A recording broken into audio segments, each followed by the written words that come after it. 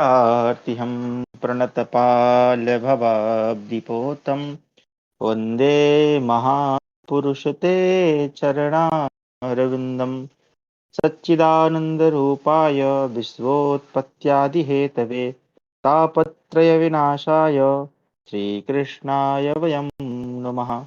सभी को जय श्री राम। सभी का हार्दिक स्वागत है आज की हमारी शास्त्र अध्ययन की कक्षा में। जैसा कि आपको विदित है, इस समय हम अध्ययन कर रहे हैं महाभारत का और हम अभी प्रारंभिक कथा पर ही हैं। पिछली दो कक्षाओं में या कहें पिछली कक्षा में हमने जो शेष बचे हुए थे, कौन कौन से पर्व हैं, उनकी संक्षिप्त कथा हमने पढ़ी। साथ ही हमने पढ़ा उपमन्यु जो आयोधौम्य थे, उनके जो 3 शिष्य थे, उपमन्यु, अरुणी और वेद, उनके विषय की पूर्व कथा पढ़ी। और वेद की कथा के अंतर्गत हमने जो पौष्य पर्व था, जो कि महाभारत का प्रथम पर्व माना गया है, हालांकि कई लोग इसको नहीं मानते हैं, ठीक है, कई लोग आदि पर्व से ही कथा का आरंभ मानते हैं। तो उसमें हमने जो वेद नाम के जो शिष्य थे, उनके ही एक शिष्य उत्तंक, राजा उत्तंक, जिनकी हमने कहानी पढ़ी।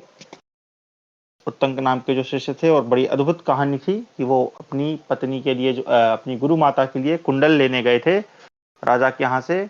और कुंडल वो जो है नाग के पास चले जाते हैं, राजा तक्षक उसको चुरा लेता है और उसके बाद उत्तंक जो है किस प्रकार उन कुंडलों को वापस लेकर आते हैं।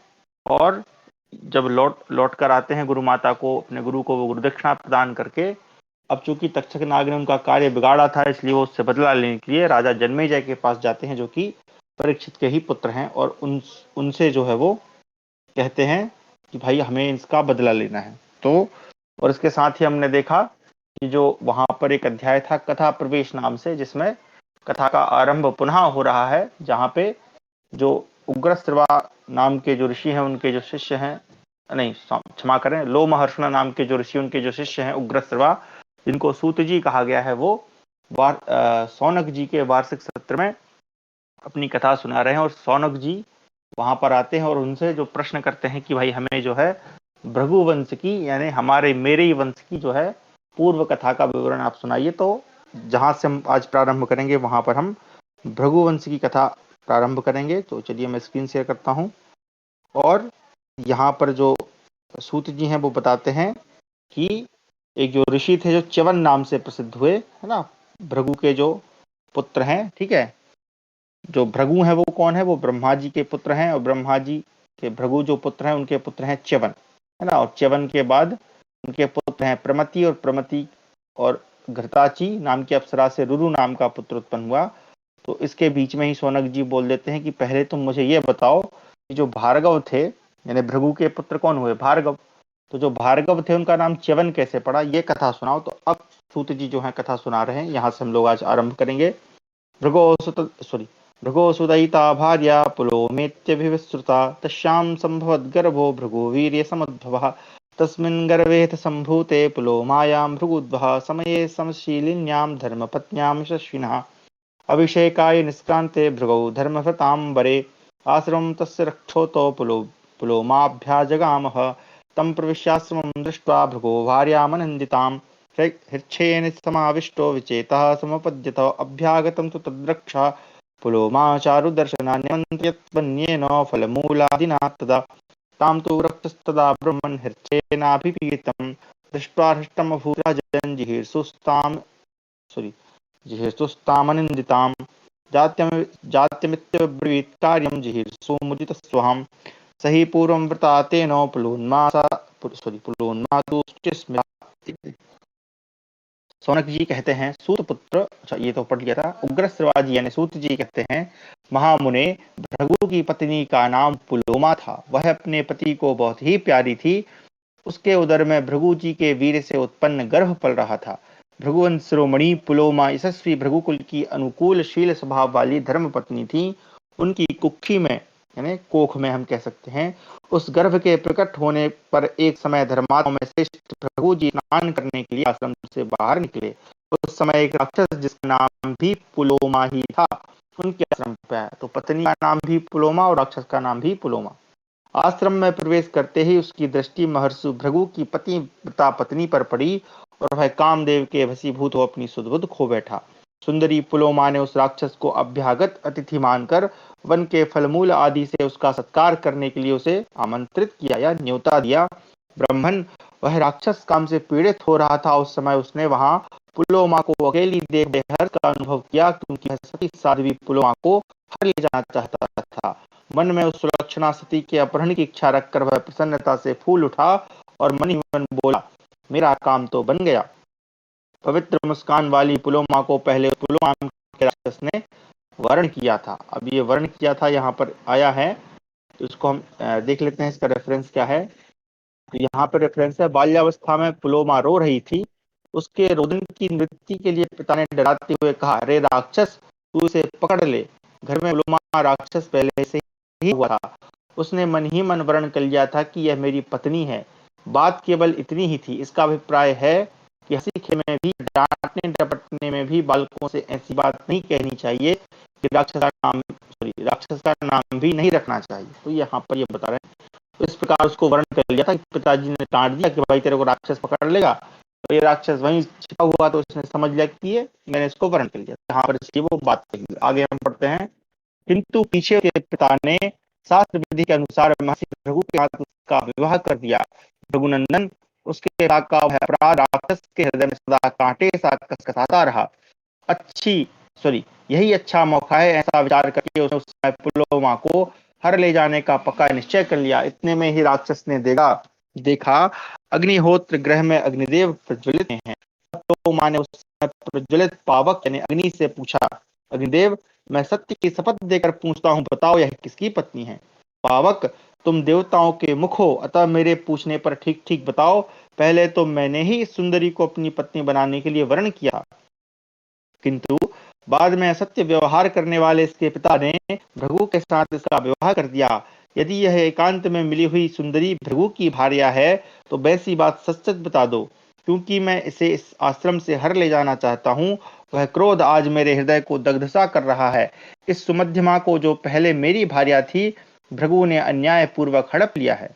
अब सूत जी कहते हैं, इस प्रकार वह राक्षस भृगु की पत्नी के प्रति यह मेरी है या भृगु की, ऐसा संशय रखते हुए प्रज्वलित अग्नि को संबोधित करके बार बार पूछने लगा, अग्निदेव, तुम सदा प्राणियों के भीतर निवास करते हो। सर्वज्ञ अग्नि, तुम पुण्य और पाप के विषय में साक्षी की भांति स्थित रहते हो, अतः सच्ची बात बताओ। सत्य बर्ताव करने वाले भृगु ने, जो पहले मेरी ही थी, उस भार्या का अपहरण किया है। यदि यह वही है, तो वैसी बात ठीक ठीक बता दो। सर्वज्ञ अग्निदेव, तुम्हारे मुख से यह सब बातें सुनकर मैं भृगु की इस भार्या को तुम्हारे देखते देखते इस आश्रम से हर ले जाऊंगा, इसलिए मुझसे सच्ची बात कहो।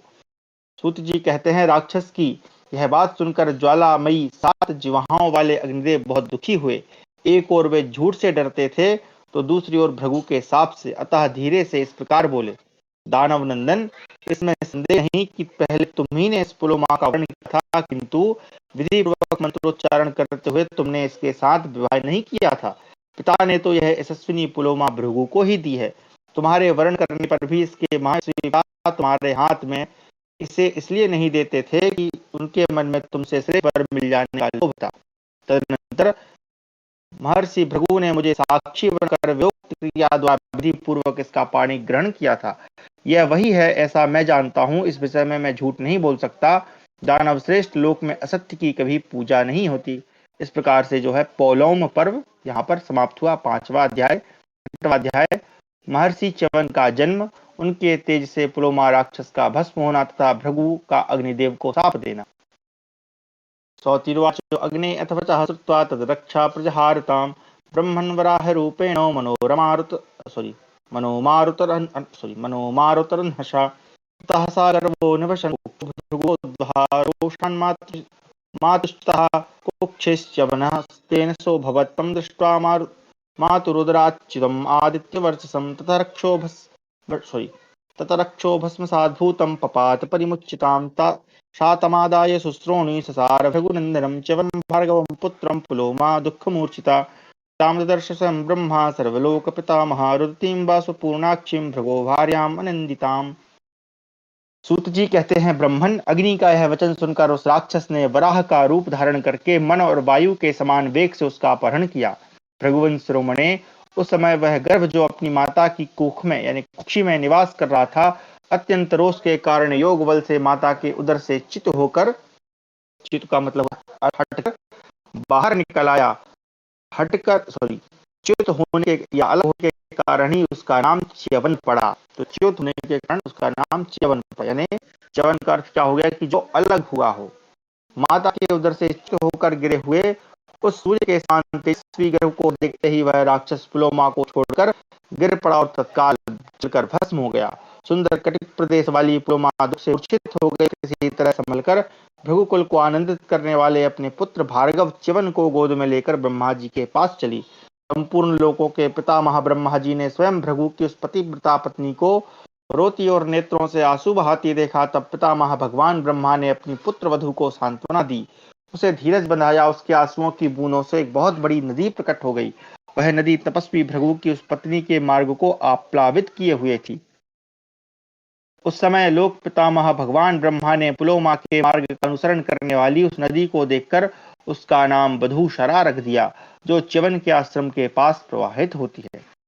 इस प्रकार भृगु पुत्र पिता की जन्म हुआ। तदनंतर भृगु ने वहां अपने पुत्र च्यवन तथा पत्नी पुलोमा को देखा और सब बातें जानकर उन्हें अपनी भार्या पुलोमा से कुपित होकर पूछा, कल्याणी, तुम्हें हर लेने की इच्छा से आए हुए राक्षस को किसने तुम्हारा परिचय दे दिया? मनोहर मुस्कान वाली मेरी पत्नी, तुम इस पुलोमा को वह राक्षस नहीं जानता था। सॉरी, मेरी पत्नी तुझ पुलोमा को वह राक्षस नहीं जानता था। प्रिय, ठीक ठीक बताओ, आज मैं कुपित होकर अपने अपराधी को साप देना चाहता हूँ। कौन मेरे साप से नहीं डरता है? किसके द्वारा यह अपराध हुआ है? पुलोमा बोली, भगवन, अग्निदेव ने उस राक्षस को मेरा परिचय दे दिया। इससे कुररी की भांति विलाप करती हुई मुझ अबला को वह राक्षस उठा ले गया। कुररी कौन होती है? कुररी एक पक्षी होती है ना, जिसको हम क्रॉन्स पक्षी कहते हैं, जो रोती है। ठीक है। आपके इस पुत्र के तेज से मैं उस राक्षस के चंगुल से छूट सकी हूँ। राक्षस मुझे छोड़कर गिरा और जलकर भस्म हो गया। सूत जी कहते हैं, पुलोमा का यह वचन सुनकर परम क्रोधी महर्षि भृगु का क्रोध और बढ़ गया। उन्होंने अग्निदेव को शाप दिया, तुम सर्वभक्षी हो जाओगे, अर्थात सब कुछ खाने वाले हो जाओगे। इस प्रकार छठा अध्याय समाप्त हुआ। सातवां अध्याय, ये कौन सा पर्व चल रहा है? पौलोम पर्व। ठीक है, जो प्रारंभ का पर्व है। साप से कुपित हुए अग्निदेव का अदृश्य होना और ब्रह्मा जी का उनके साप को संकुचित करके उन्हें प्रसन्न करना। सप्तस्तु भृगुणावन्निः क्रुद्धो वाक्यम् अथा ब्रवीत्, किं साहसं ब्रह्मन् कृतवान् सीमां प्रति, धर्मे प्रियतमानस्य सत्यं च वदतः भ्रष्टो यद्ब्रुवं सत्यं व्यभिचारोऽत्र को मम प्रश्नैः साक्ष्यं जानान्योऽप्यन्यथा वदे सपूर्वात्मा सपूर्वात् क्षमा करें सपूर्वानात्मनः सप्तकुले हन्या तथा प्राण्यश्च कार्यार्थ तत्त्वज्ञो जानानोऽपि न भाषते सोऽपि तेनैव पापेन लिप्यते नात्र संशयः। सक्तोऽहमप्यक्तुं त्वां मान्यस्तु ब्राह्मणमम जानतोऽपि ते ब्रह्मन् कथयिष्ये निबोध तत्। उग्रश्रवा के साप देने अग्निदेव ने बात कही, ब्रह्मन, तुमने मुझे साप देने का यह दुस्साहस पूर्ण कार्य क्यों किया है? मैं सदा धर्म के लिए प्रयत्नशील रहता, सत्य एवं पक्षपात शून्य वचन बोलता हूँ, तथा उस राक्षस के पूछने पर यदि मैंने सच्ची बात कह दी तो इसमें मेरा क्या अपराध है? जो साक्षी किसी बात को ठीक ठीक जानते हुए भी पूछने पर कुछ का कुछ कह देता है, अर्थात झूठ बोलता है, वह अपने कुल में पहले और पीछे की 7-7 पीढ़ियों का नाश करता है, अर्थात उन्हें नरक में ढकेलता है। इसी प्रकार जो किसी कार्य के वास्तविक रहस्य का ज्ञाता है और वह उसके पूछने पर यदि जानते हुए भी नहीं बतलाता, अर्थात मौन रह जाता है, तो भी वह उसी पाप से लिप्त होता है, इसमें संशय नहीं है। अब देखिए यहाँ पर कितने ज्ञान की बात है कि हम अगर साक्षी हैं तो हमें सत्य ही बोलना चाहिए, और हम किसी बात को जानते हैं तो उसको छिपाना कुछ नहीं है। आगे, मैं भी तुम्हें साप देने की शक्ति रखता हूँ तो भी तुम्हें नहीं देता हूँ, क्योंकि ब्राह्मण मेरे मान्य हैं। ब्राह्मण, यद्यपि तुम सब कुछ जानते हो, तथापि मैं तुम्हें जो बता रहा हूँ उसे ध्यान देकर सुनो। अब यहाँ से अग्नि जी बोल रहे हैं, मैं योग सिद्धि के बल से अपने आप को अनेक रूपों में प्रकट करके गार्हपत्य और दक्षिणाग्नि आदि मूर्तियों में नित्य किए जाने वाले अग्निहोत्रों में, अनेक व्यक्तियों द्वारा संचालित सत्रों में, गर्भाधान आदि क्रियाओं में तथा ज्योतिषोम आदि मखों यानी यज्ञों में सदा निवास करता हूँ। अच्छा, तो यहाँ जो अग्नि है उसके अलग प्रकार बता रही है कि वो हमारे यहाँ ऐसा माना जाता है कि जैसे स्मशान यानी शमशान घाट की अग्नि अलग होती है, अग्निहोत्र की अग्नि अलग होती है, चूल्हे की अग्नि अलग है ना। इस प्रकार अग्नि के अलग अलग प्रकार है। आगे, मुझ में वेदोक्त विधि से जिस हविष्य की आहुति दी जाती है उसके द्वारा निश्चय ही देवता एवं पितृगण तृप्त होते हैं। जल ही देवता है तथा जल ही पितृगण है। दर्श और पौर्णमास याग यानी यज्ञ पितरों तथा देवताओं के लिए किए जाते हैं। अतः देवता पितर हैं और पितर ही देवता हैं।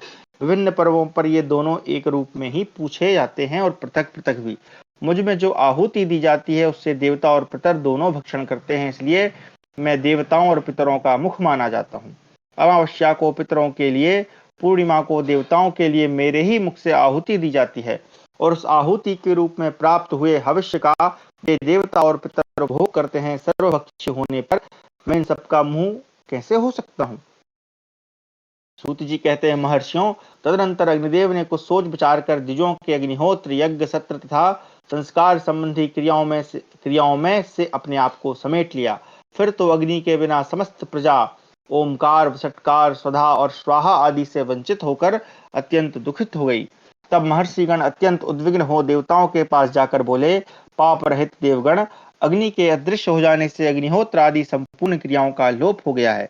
इससे तीनों लोकों के प्राणी किंग कर्तव्य विमूढ़ हो गए हैं। अतः इस विषय में जो आवश्यक कर्तव्य हो उसे आप लोग करें, इसमें अधिक विलंब नहीं होना चाहिए। तत्पश्चात ऋषि और देवता ब्रह्मा जी के पास गए और अग्नि को जो साप मिला था एवं अग्नि ने संपूर्ण क्रियाओं में से जो अपने आप को समेटकर अदृश्य कर लिया था, वह सब समाचार निवेदन करते हुए बोले, महाभाग, किसी कारणवश महर्षि भृगु ने अग्निदेव को सर्वभक्षी होने का शाप दे दिया है, किंतु वे संपूर्ण देवताओं के मुख, यज्ञ भाग के अग्रभोक्ता तथा संपूर्ण लोकों में दी हुई आहुतियों का उपभोग करने वाले होकर भी सर्वभक्षी कैसे हो सकेंगे। देवताओं तथा ऋषियों की बात सुनकर विश्व विधाता ब्रह्मा जी ने प्राणियों को उत्पन्न करने वाले अविनाशी अग्नि को बुलाकर मधुर वाणी में कहा, हुताशन। अग्नि का एक बहुत अच्छा नाम है हुताशन। ये पर्यायवाची नाम है। अगर कोई प्रतियोगी परीक्षाओं की तैयारी कर रहा हो तो ये उसके भी काम आ सकते हैं। यहाँ समस्त लोकों के सृष्टा और संहारक तुम ही हो। तुम ही तीनों लोकों को धारण करने वाले हो। संपूर्ण क्रियाओं के प्रवर्तक भी तुम ही हो। अतः लोकेश्वर, तुम ऐसा करो जिससे अग्निहोत्र आदि क्रियाओं का लोप न हो। तुम सबके स्वामी होकर भी इस प्रकार मूढ़ अर्थात मोहग्रस्त कैसे हो गए हो। तुम संसार में सदा पवित्र हो। समस्त प्राणियों की गति भी तुम ही हो। तुम सारे शरीर से सर्वभक्षी नहीं होगे। अग्निदेव, तुम्हारे अपान देश में जो ज्वालाएं होंगी वे ही सब कुछ भक्षण करेंगी। अपान देश यानी हमारे जहाँ हम मल त्याग करते हैं। ठीक है, आगे, इसके सिवा जो तुम्हारी क्रव्याद मूर्ति है। अब क्रव्याद मूर्ति का मतलब है कच्चा मांस या मुर्दा जलाने वाली जो चिता की आग है, वही सब कुछ भक्षण करेगी। जैसे सूर्य की किरणों से स्पर्श होने पर सब वस्तुएं शुद्ध मानी जाती हैं, उसी प्रकार तुम्हारी ज्वालाओं से दग्ध हो जाने पर सब कुछ शुद्ध हो जाएगा। अग्निदेव, तुम अपने प्रभाव से ही प्रकट एवं उत्कृष्ट तेज हो। अतः विभो, अपने तेज से ही महर्षि को साप को सत्य कर दिखाओ और अपने मुख में आहुति के रूप में पड़े हुए देवताओं के तथा अपने भाग को भी ग्रहण करो। सूत जी कहते हैं, यह सुनकर अग्निदेव ने पितामह ब्रह्मा जी से कहा, एवं अस्तु अर्थात ऐसा ही हो। यूं कहकर वे भगवान ब्रह्मा जी के आदेश का पालन करने के लिए चल दिए। इसके बाद देवर्षिगण अत्यंत प्रसन्न हो जैसे आए थे वैसे ही चले गए। फिर ऋषि महर्षि भी अग्निहोत्र आदि संपूर्ण कर्मों का पूर्वत पालन करने लगे। देवता लोग स्वर्ग में आनंदित हो गए और इस लोक के समस्त प्राणी भी बड़े प्रसन्न हुए। साथ ही साप जनित पाप कट जाने से अग्निदेव को भी बड़ी प्रसन्नता हुई। इस प्रकार पूर्व काल में भगवान अग्निदेव को महर्षि भृगु से साप प्राप्त हुआ था। यही अग्निशाप संबंधी प्राचीन इतिहास है। पुलोमा राक्षस के विनाश और च्यवन मुनि के जन्म का वृत्तांत भी यही है। इस प्रकार 7वां अध्याय समाप्त हुआ। 8वां अध्याय, प्रमदवरा का जन्म, रुरु के साथ उसका वागदान तथा विवाह के पहले ही सांप के काटने से प्रमदवरा की मृत्यु। सौतिर्वाच, चापि च्यवनो ब्रह्मन् भार्गवो जनयत्सुतं सुकन्यायां महात्मानं प्रमतिं दीप्ततेजसं प्रमतिस्तु रुरुं नामो घृताच्यां समजीजनत्। रुरुः प्रमदवरायां तु शुनकं समजीजनत्। पौनकस्तु महाभागा शुनकस्य सुतो भवान्। शुनकस्तु महासत्त्वा सर्वभार्गवनन्दनः। जातस्तपसि तीव्रे च स्थितास्त्रियशास्ततः तस्य ब्रह्मन् रुरोः सर्वं चरितं भूरि तेजसा विस्तरेण प्रवक्ष्यामि तच्छृणु त्वमशेषतः। ऋषीन् राशीन् महान् पूर्वं तपो विद्या समन्वितः स्थूलकेश विख्याता सर्वभूतहिते रतः। सूत जी कहते हैं, ब्रह्मन भृगुपुत्र च्यवन ने अपनी पत्नी सुकन्या के गर्भ से एक पुत्र को जन्म दिया जिसका नाम प्रमति था। महात्मा प्रमति बड़े तेजस्वी थे। प्रमति ने घृताची अप्सरा से रुरु नामक पुत्र उत्पन्न किया तथा रुरु के द्वारा प्रमदवरा के गर्भ से सुनक का जन्म हुआ। महाभाग सौनक, आप सुनक के पुत्र होने के ही कारण सौनक कहलाते हैं। तो ये सौनक जी जो बैठ के सुन रहे हैं, ये उन सुनक के ही पुत्र हैं। सुनक महान सत्वगुण से संपन्न तथा संपूर्ण भृगुवंश का आनंद बढ़ाने वाले थे। वे जन्म लेते ही तीव्र तपस्या में संलग्न हो गए। इससे उनका विचल यश सब ओर फैल गया। ब्रह्मन, मैं महातेजस्वी रुरु के संपूर्ण चरित्र का विस्तार पूर्वक वर्णन करूंगा, वह सब का सब आप सुनिए। पूर्व काल में स्थूल केस नाम से विख्यात एक तप और विद्या से संपन्न महर्षि थे, जो समस्त प्राणियों के हित में लगे रहते थे। विप्र से इन्हीं महर्षि के समय की बात है, गंधर्वराज विश्वावसु ने मेनका के गर्भ से एक संतान उत्पन्न की। भृगुनंदन, मेनका अप्सरा ने गंधर्वराज द्वारा स्थापित किए हुए उस गर्भ को समय पूरा होने पर स्थूल केस मुनि के आश्रम के निकट जन्म दिया। ब्रह्मन, निर्दय और निर्लज्ज मेनका अप्सरा उस नवजात गर्भ को वहीं नदी के तट पर छोड़कर चली गई। तदनंतर तेजस्वी महर्षि स्थूल केस ने एकांत स्थान में त्यागी हुई उस बंधुहीन कन्या को देखा, जो देवताओं की बालिका के समान दिव्य शोभा से प्रकाशित हो रही थी। उस समय उस कन्या को वैसी दशा में देखकर द्विजश्रेष्ठ मुनिवर स्थूल केस के मन में बड़ी दया आई, अतः वे उसे उठा लाए और उसका पालन पोषण करने लगे। वह सुंदरी कन्या उनके शुभ आश्रम पर दिनों दिन बढ़ने लगी। महाभाग महर्षि स्थूल केस ने क्रमशः उस बालिका के जात कर्मादि सब संस्कार विधि पूर्वक संपन्न किए। वह बुद्धि, रूप और सब उत्तम गुणों से शोभित हो संसार की समस्त प्रमदाओं यानी सुंदरी स्त्री, प्रमदा का अर्थ होता है सुंदरी स्त्री, से श्रेष्ठ जान पड़ती थी। इसलिए महर्षि ने उसका नाम प्रमदवरा रखा। प्रमदवरा यानी सभी प्रमदाओं से भी श्रेष्ठ है। एक दिन धर्मात्मा रुरु ने महर्षि के आश्रम में उस प्रमदवरा को देखा। उसे देखते ही उनका हृदय तत्काल कामदेव के वशीभूत हो गया। तब उन्होंने मित्रों द्वारा अपने पिता भृगुवंशी प्रमति को अपनी अवस्था कहलाई। तदनंतर प्रमति ने यशस्वी स्थूलकेश मुनि से अपने पुत्र के लिए उनकी वह कन्या मांगी।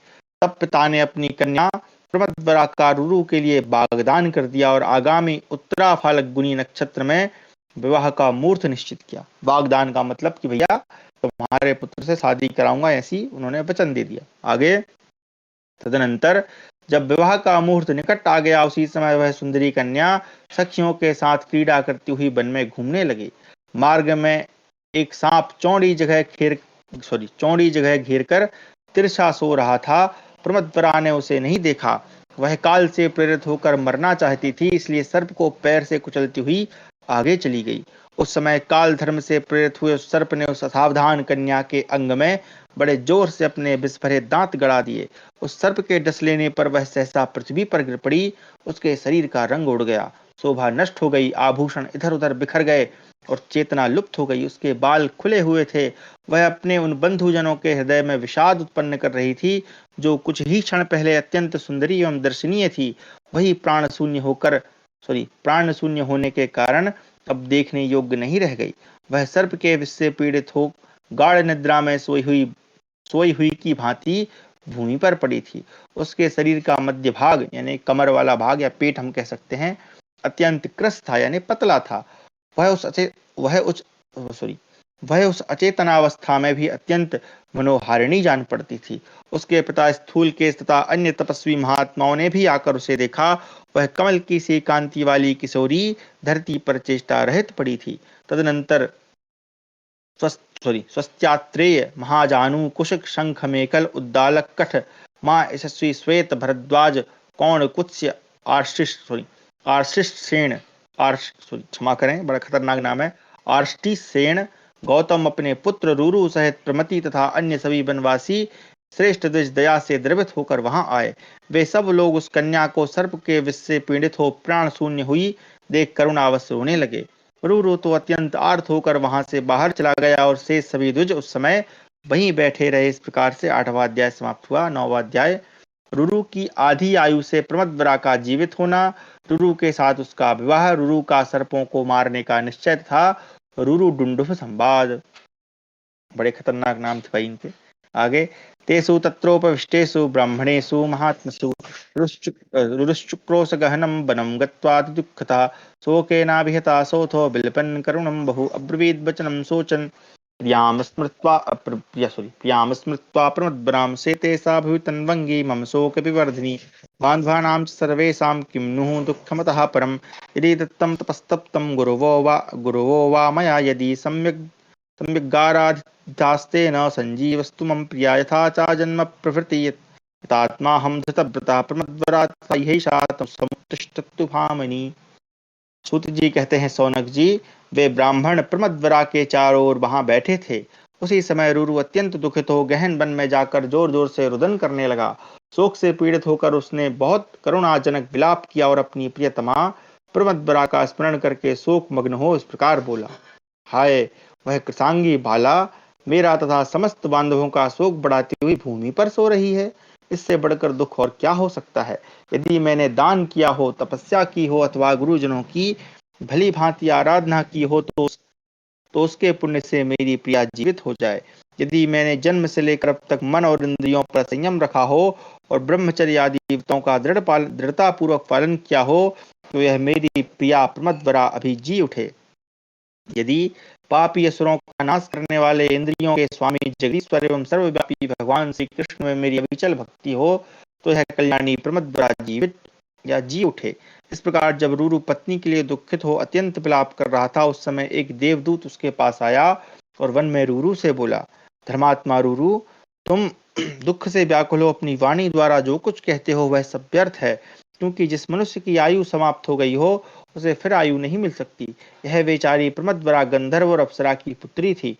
इसे जितनी आयु मिली थी वह पूरी हो चुकी, अतः तात तुम किसी भी तरह मन को शोक में न डालो। इस विषय में महात्मा देवताओं ने एक उपाय निश्चित किया है, यदि तुम उसे करना चाहो तो इस लोक में प्रमदवरा को पा सकोगे। रुरु बोला, आकाशचारी देवदूत, देवताओं ने कौन सा उपाय निश्चित किया है उसे ठीक ठीक बताओ, उसे सुनकर मैं अवश्य वैसा ही करूंगा। तुम मुझे इस दुख से बचाओ। भृगुनंदन रुरु, तुम उस कन्या के लिए अपनी आधी आयु दे दो, ऐसा करने से तुम्हारी भार्या प्रमदवरा जी उठेगी। रुरु बोला, देवश्रेष्ठ, मैं उस कन्या को अपनी आधी आयु देता हूँ। मेरी प्रिया अपने श्रृंगार, सुंदर रूप और आभूषणों के साथ जीवित हो उठे।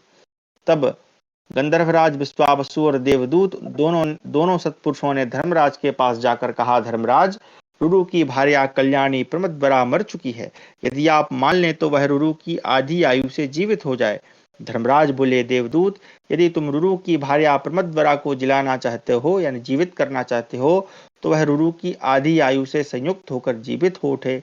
धर्मराज के ऐसा कहते ही वह सुंदरी मुनि कन्या प्रमदवरा रुरु की आधी आयु से संयुक्त हो सोई हुई की भांति जाग उठी। उत्तम तेजस्वी रुरु के भाग्य में ऐसी बात देखी गई थी। उनकी आयु बहुत बड़ी चढ़ी थी। जब उन्होंने भार्या के लिए अपनी आधी आयु दे दी तब दोनों के पिताओं ने निश्चित दिन में प्रसन्नता पूर्वक उनका विवाह कर दिया। वे दोनों दंपत्ति एक दूसरे के हितैषी होकर आनंद पूर्वक रहने लगे। कमल के केसर की सी कांति वाली उस दुर्लभ भार्या को पाकर व्रतधारी रुरु ने सर्पों के विनाश का निश्चय कर लिया। वह सर्पों को देखते ही अत्यंत क्रोध में भर जाता और हाथ में डंडा ले उन पर यथाशक्ति प्रहार करता था। एक दिन की बात है, ब्राह्मण रुरु किसी विशाल वन में गया। वहां उसने डुंडुभ जाति के एक बूढ़े सांप को सोते देखा। उसे देखते ही उसका क्रोध का पारा चढ़ गया और उस ब्राह्मण ने उस सर्प को मार डालने की इच्छा से काल दंड के समान भयंकर डंडा उठाया। तब डुंडुभ ने मनुष्य की बोली में कहा, तपोधन, आज मैंने तुम्हारा कोई अपराध तो नहीं किया है, फिर किस लिए क्रोध के आवेश में आकर तुम मुझे मार रहे हो। इस प्रकार से 9वां अध्याय समाप्त हुआ। 10वां अध्याय रुरु मुनि और डुंडुभ का संवाद।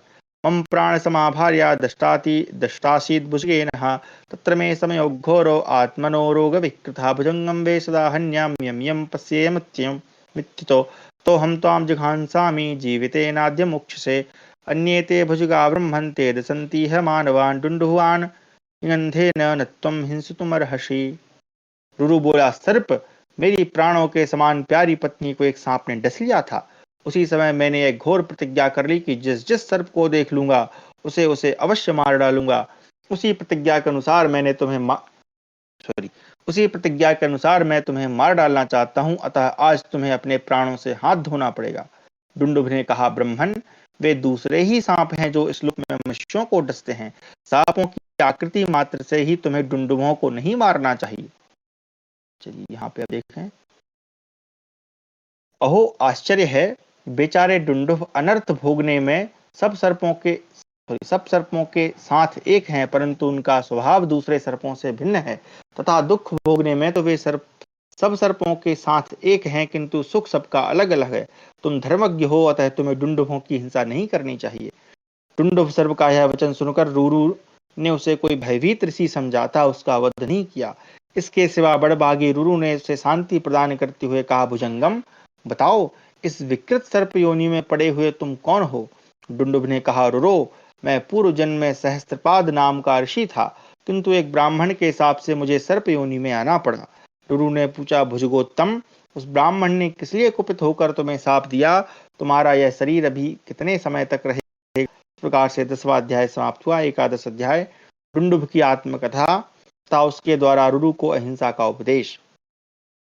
सका बभूव में पूर्वं खगमो नाम विद्युजा भ्रंसं संसतवाक्ता तो तपोवल समन्वितः सा मया क्रीडता बाल्ये कृत्वा तारणं भुजंगमम् अग्निहोत्रे प्रसक्तस्तु भीषिता प्रमुमो हवै लब्धा सचमहा संज्ञा मामुच तपोधना निर्दहन्निव कोपेन सत्यवाग संसतप्रतः। डुंडुभ ने कहा, तात, पूर्व काल में खगम नाम से प्रसिद्ध एक ब्राह्मण मेरा मित्र था। वह महान तपोबल से संपन्न होकर भी बहुत कठोर वचन बोला करता था। एक दिन वह अग्निहोत्र में लगा था। मैंने खिलवाड़ में तिनकों का एक सर्प बनाकर उसे डरा दिया। वह भय के मारे मूर्छित हो गया। फिर होश में आने पर वह सत्यवादी एवं कठोरव्रती तपस्वी मुझे क्रोध से दग्ध सा करता हुआ बोला, अरे, तूने मुझे डराने के लिए जैसा अल्प शक्ति वाला सर्प बनाया था, मेरे साथ बस ऐसा ही अल्प शक्ति संपन्न सर्प तुझे भी होना पड़ेगा। तपोधन, मैं उसकी तपस्या का बल जानता था, अतः मेरा हृदय अत्यंत उद्विग्न हो उठा और बड़े बेग से उसके चरणों को मैं प्रणाम करके हाथ जोड़ सामने खड़ा हो उस तपोधन से बोला, सखे, मैंने परिहास के लिए सहसा यह कार्य कर डाला। ब्रह्मन, इसके लिए मुझे क्षमा करो और अपना साप यह लौटा लो। मुझे अत्यंत घबराया हुआ देख संभ्रम में पड़े हुए उस तपस्वी ने बार बार गर्म सांस खींचते हुए कहा, मेरी कही हुई यह बात किसी भी प्रकार झूठी नहीं हो सकती। निष्पाप तपोधन, इस समय मैं तुमसे जो कुछ कहता हूं उसे सुनो और सुनकर अपने हृदय में सदा धारण करो। भविष्य में महर्षि प्रमति के पवित्र पुत्र रूरू उत्पन्न होंगे। उनका दर्शन पाकर तुम्हें शीघ्र ही इस शाप से छुटकारा मिल जाएगा। जान पड़ता है तुम वही रूरू नाम से विख्यात महर्षि प्रमति के पुत्र हो। अब मैं अपना स्वरूप धारण करके तुम्हारे हित की बात बताऊंगा। इतना कहकर महर्षि विप्रवर सहस्त्रपाद ने डुंडुभ का रूप त्याग कर पुनः अपने प्रकाशमान स्वरूप को प्रकाशित कर लिया या प्राप्त कर लिया। फिर अनुपम ओज से रूरू से यह बात कही, समस्त प्राणियों में श्रेष्ठ ब्राह्मण अहिंसा सबसे उत्तम धर्म है। अब यहाँ पर आपने ये बहुत बार सुना होगा, ये श्लोक जो है या ये सूक्ति, अहिंसा परमो धर्मा। ठीक है, तो यहाँ पर ये 13वें श्लोक का आधा पाद है। ठीक है, तो यहाँ पर इदम चोवाच वचनम रुरुम प्रतिम क्षमा करें, रुरुम प्रतिम ओजशम अहिंसा परमो धर्मः सर्व प्राणभृतांबर। ठीक है, अतः ब्राह्मण को समस्त प्राणियों में से किसी की भी कभी हिंसा नहीं करनी चाहिए। ब्राह्मण श्लोक में सदा सौम्य स्वभाव का ही होता है, ऐसा श्रुति का उत्तम वचन है। अब ब्राह्मण के लक्षण यहाँ थोड़े बहुत बता रहे हैं। तो है वेद वेदांगों का विद्वान और समस्त प्राणियों को अभय देने वाला होता है। अहिंसा, सत्य भाषण, क्षमा और वेदों का स्वाध्याय निश्चय ही ये ब्राह्मण के उत्तम धर्म है। क्षत्रिय का जो धर्म है वह भी तुम्हारे लिए अभीष्ट नहीं है। रो, दंड धारण, उग्रता और प्रजा पालन एक क्षत्रियों के कर्म रहे हैं। मेरी बात सुनो। पहले राजा जन्मेजय ने सर्पों के यज्ञ में सर्पों की क्षमा करें, जन्मेजय के यज्ञ में सर्पों की बड़ी भारी हिंसा हुई। द्विजश्रेष्ठ फिर उसी सर्प सत्र में तपस्या के बलवीर से संपन्न वेद वेदांगों के पारंगत विद्वान विप्रवर आस्तिक नाम के ब्राह्मण के द्वारा भयभीत सर्पों की प्राण रक्षा हुई। इस प्रकार से 11वां अध्याय समाप्त हुआ। अब यहाँ पर 12वां अध्याय जन्मेजय के सर्प सत्र के विषय में रूरू की जिज्ञासा और पिता द्वारा उसकी पूर्ति। कथम हिंसितवान् सर्पान् स राजा जन्मेजयः सर्पावा हिंसास्तत्र किमर्थं द्विजसत्तमो किमर्थं मोक्षिताश्चैव पन्नगास्तेन धीमता आस्तिकेन द्विश्रेष्ठा श्रोतुमिच्छामि शेषतः श्रोष्यसि त्वं रुरो सर्वम् आस्तिकचरितं महद्ब्राह्मणानां कथयत्तामित्युक्त्वान्तरधीयत। श्रेष्ठ राजा जन्मेजय ने सर्पों की हिंसा कैसे की, अथवा उन्होंने किस लिए यज्ञ में सर्पों की हिंसा करवाई। विप्रवर, परम बुद्धिमान महात्मा आस्तिक ने किस लिए सर्पों को उस यज्ञ से बचाया था, वह सब मैं पूर्ण रूप से सुनना चाहता हूँ। ऋषि ने कहा, रुरो, तुम कथावाचक ब्राह्मणों के मुख से आस्तिक का महान चरित्र सुनोगे। ऐसा कहकर सहस्त्रपाद मुनि अंतर ध्यान हो गए। उग्र श्रवाजी कहते हैं, तदनंतर रुरु वहां अदृश्य हुए मुनि की खोज में उस वन के भीतर सबोर दौड़ता रहा और अंत में थककर पृथ्वी पर गिर पड़ा। गिरने पर उसे बड़ी भारी मूर्छा ने दबा लिया, उसकी चेतना नष्ट सी हो गई। महर्षि के यथार्थ वचन का बारंबार चिंतन करते हुए होश में आने पर रुरु घर लौट आया। उस समय उसने पिता से वह सब बातें कह सुनाई और पिता से भी आस्तिक का उपाख्यान पूछा। रुरु के पूछने पर पिता ने सब कुछ बता दिया। इस प्रकार से 12वां अध्याय समाप्त हुआ। अब यहाँ पर जो 13 अध्याय है उसको आस्तिक पर्व कहा गया है। जरत्कारु का अपने पितरों के अनुरोध से विवाह के लिए उद्यत होना। शौनक बोलते हैं, सूत जी क्षमा करें, किमर्थम राजशार्दूलो स राजा जन्मेजयः सर्पसत्रेण सर्पाणां गतोऽन्तं तद्वदस्तु मे निखिलेन यथा तत्त्वं सोते सर्वम् अशेषतः आस्ति कश्चित् श्रेष्ठः किमर्थं जपदाम्बरा मोक्षयामास भुजगान् प्रदीप्त्वादवसुरेतशा कस्य पुत्रः स राजासि सर्पसत्रं यहाहरत् आहरत्। शौनक जी ने पूछा, सूत जी, राजाओं में श्रेष्ठ जन्मेजय ने किस लिए सर्पसत्र द्वारा सर्पों का अंत किया, यह प्रसंग मुझसे कहिए। सूत नंदन, इस विषय की सब बातों का यथार्थ रूप से वर्णन कीजिए।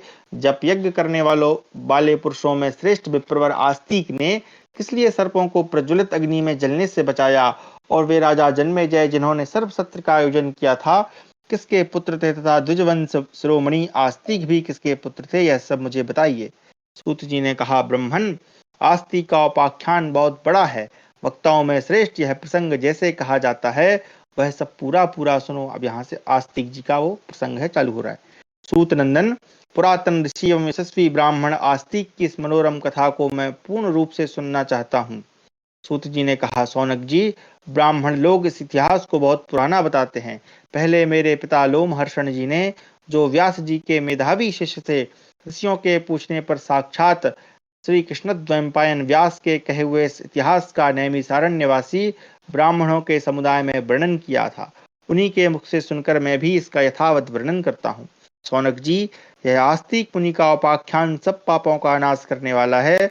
आपके पूछने पर मैं इसका पूरा पूरा वर्णन कर रहा हूँ। आस्तिक के पिता प्रजापति के समान प्रभावशाली थे। ब्रह्मचारी होने के साथ ही उन्होंने आहार पर भी संयम कर लिया था। वे सदा उग्र तपस्या में संलग्न रहते थे। उनका नाम था जरत्कारु, यानी जो क्या नाम है इनका नाम ही भूल गया मैं। आस्तिक जी जो हैं उनके पिता का नाम है जरत्कारु। वे ऊर्ध्वरेता और महान ऋषि थे। यायावरों में उनका स्थान सबसे ऊंचा था। अब यहाँ पर यायावर का अर्थ क्या लिया गया है वो हम देख लेते हैं। यायावर का अर्थ है सदा विचरने वाला मुनि, जिसको हम घुमक्कड़ कहते हैं। ठीक है, चलिए अब आगे बढ़ते हैं। उन महाभाग जरत्कारु ने यात्रा आरंभ की। वे मुनि वृत्ति से रहते हुए जहां शाम होती वहीं डेरा डालते थे। वे सब तीर्थों में स्नान करते हुए घूमते थे। उन महातेजस्वी मुनि ने कठोर व्रतों की ऐसी दीक्षा लेकर यात्रा प्रारंभ की थी जो अजितेंद्रिय पुरुषों के लिए अत्यंत दुसाध्य थी।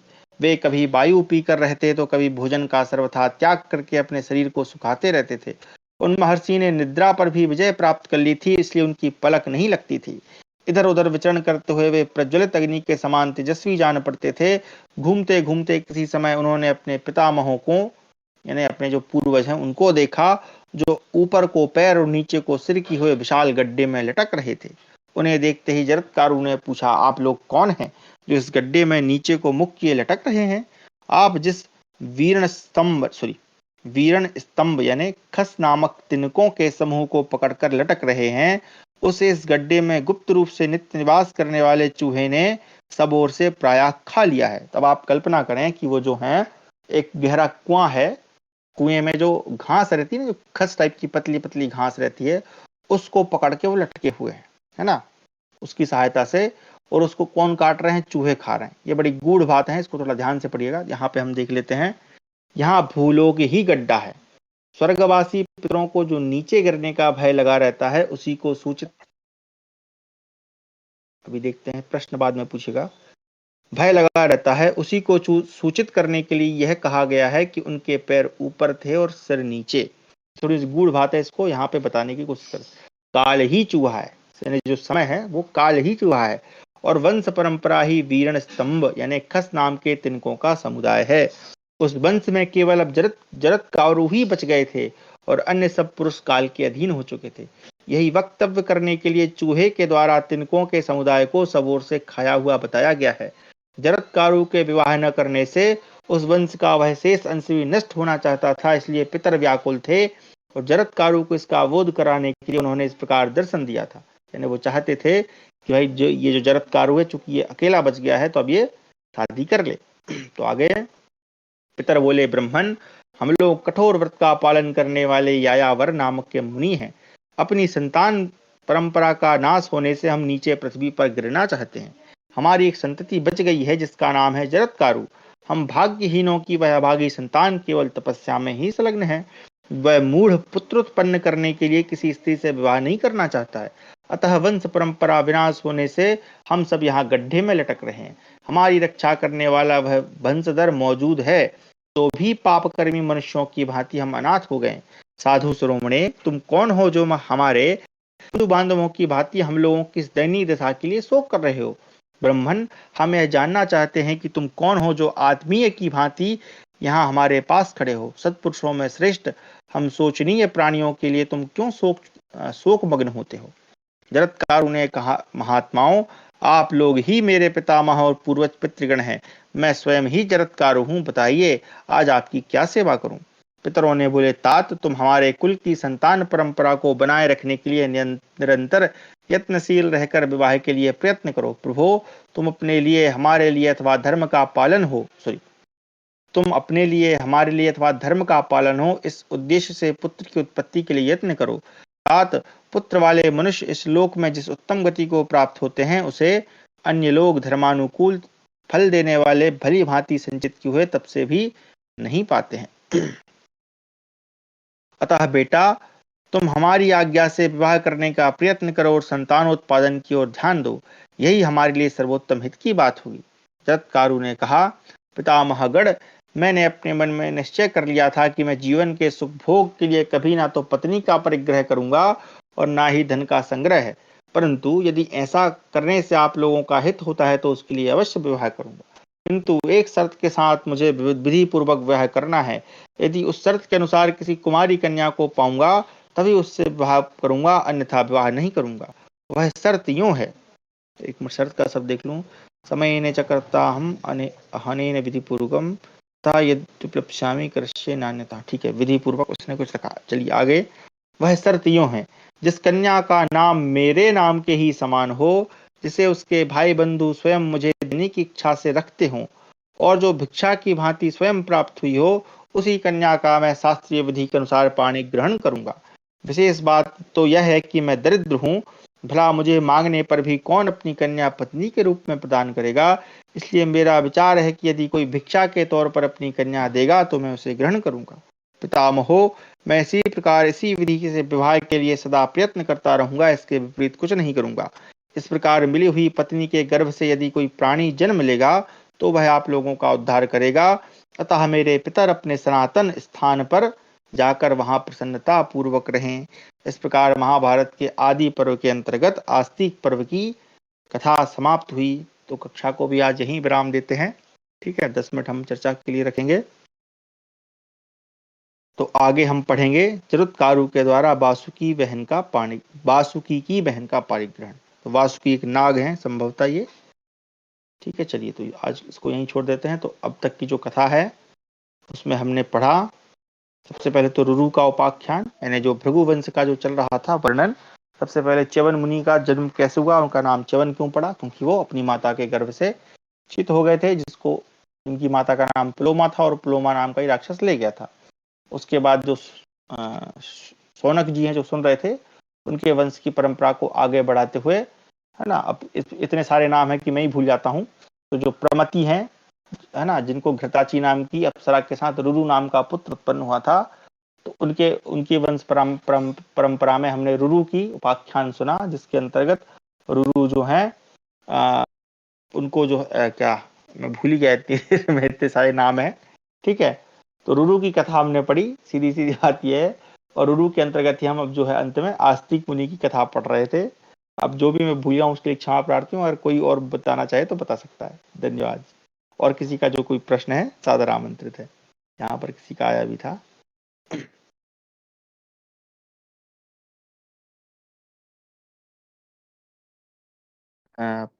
पोलोमी का पुत्र का क्या हुआ?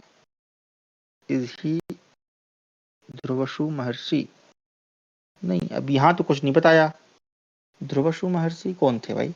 पोलोमी का पुत्र च्यवन ऋषि है ना। उसके बाद तो फिर वो कहानी हट गई।